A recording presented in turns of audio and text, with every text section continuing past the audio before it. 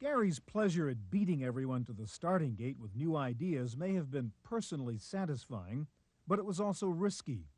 By revealing DRI projects, he was also divulging information that could be appropriated by other companies. And this created a unique ethical situation for Gary and his chief competitor. I really believe that on a scale of 1 to 10, 10 being ethical, Bill Gates is about a 9. I think that there are some other corporate presidents out there that are about the 3s and the 4s.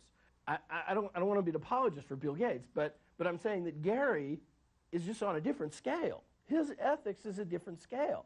And what happened is Bill used his ethical scale, which was a darn good one. And Gary used his ethical scale, which is a darn good one. Now, the ethics of a businessman are generally one that's very, very competitive. And the ethics of an academician, although they're certainly competitive, involves a much greater degree of cooperation. And so Gary always cooperated. He always said, well, Bill, here's what we're working on. And Bill always said, well, that guy sure was a kind of a dummy. He just told me what he's working on. I don't think Gary was really driven to be a businessman. Gary was driven to create things, and he always, every time I talked to him, he had some really great ideas of things he was going to do, or things that could be done, or things he was working on, or new technologies and how he might apply them. That was Gary. This is a beta copy of the very first electronic encyclopedia using optical storage technology. Gary gave it to me one day when we were taping a show in the studio in that building over there. Gary had to use a video disc because CD-ROM technology was not yet widely available. He was very proud of this. This was the first product of his new interactive company, then called ActiVenture. In 1985, Gary showed the very first encyclopedia on a CD-ROM, a project that grew out of his fascination with early video discs. The Grolier Academic American Encyclopedia had many features that are commonplace today, including hypertext links, a full text search engine, and a traditional bookshelf interface. This is the one we need to select, and it's working its way down through the volume here, giving us finer and finer divisions. Then finally we go down and find the article titles, and here they are just as if we were thumbing through that section of the encyclopedia, and we can point to the title we wish to examine. So you're just pulling out that article now. That's right, and here it is, the exploits of Raoul Amundsen. From this point, you can page back and forth, take a look at the article and things of that sort. Now, that's all in the CD-ROM that's in this player right here.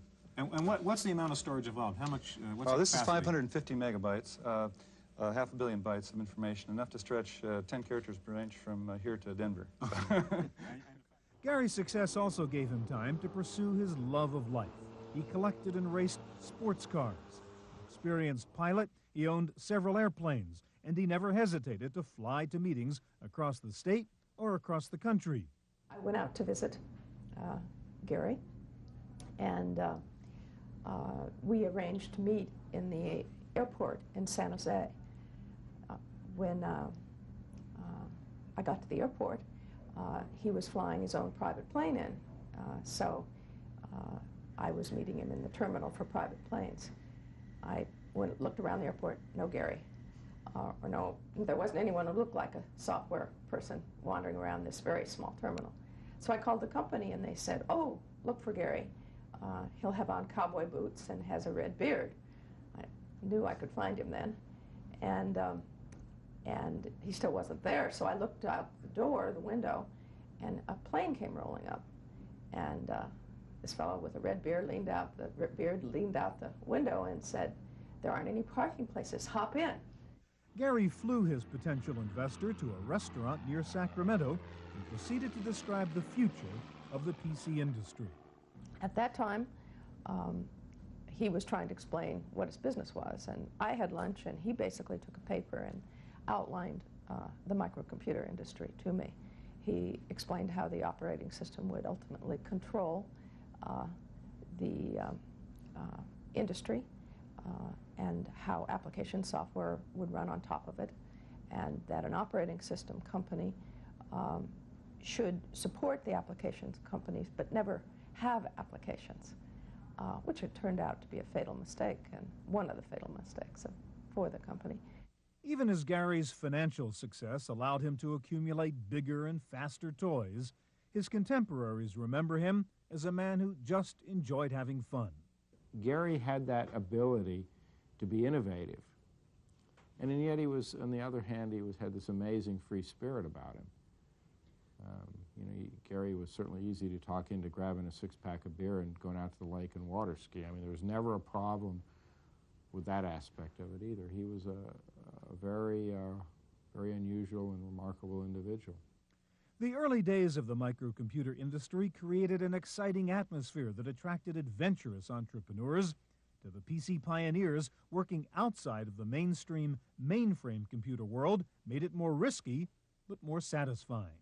There were very, very few people in those first years who came into the computer industry, came into the microcomputer industry from the real computer industry.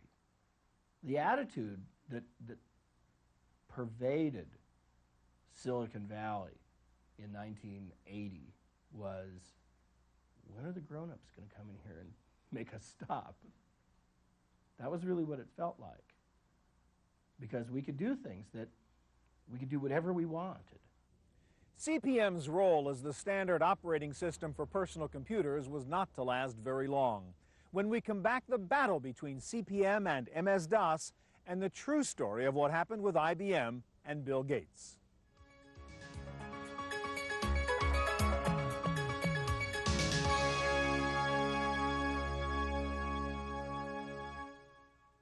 Despite his varied talents and accomplishments, Gary Kildall was perhaps best known as the man who chose to go flying on the day IBM came calling. It was the event which dogged him his entire life, and it has become a legend in personal computer history. But his friends and co-workers alike agree that the story is mostly myth, and that the facts are very different. Gary and I were scheduled to go that morning up to meet with Bill Godbout, who was one of the early people in the microcomputer industry building an S100 system, and we were delivering him CP/M documentation.